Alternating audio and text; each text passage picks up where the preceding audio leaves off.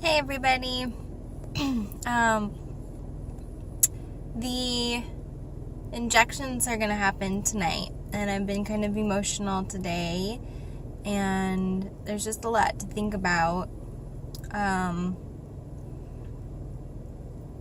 I kind of jumped into this IVF thing after I had an ectopic pregnancy and had to have surgery, and I was so happy to be pregnant that when I wasn't pregnant anymore, I just wanted to be pregnant again.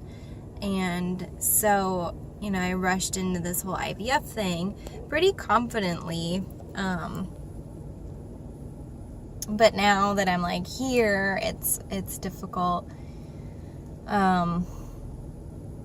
So I guess I'm still sort of grieving, and then there's all the money and the scheduling and figuring it all out and how to do the injections and everything. But then there's also that underlying sort of mix of science and religion, when you're making babies outside of the body and putting them in. And I always just think that God is the ultimate scientist, and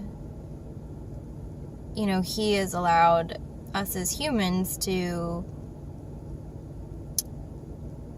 create all of these new fantastic science advances. And he created us too, and he is allowing me to have this option and choice to be able to have my own kids. So I'm happy about that part. The only part that kind of bothers me is that you have to decide what you're going to do with the embryos that you don't use. And that's really difficult to think about because they're little babies.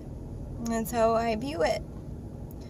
Because they're going to be 5-day-old embryos, and then I just think of them as little 5-day-old babies.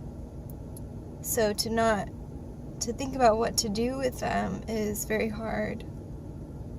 Hopefully it will all work out where I won't have any to have to decide what to do with.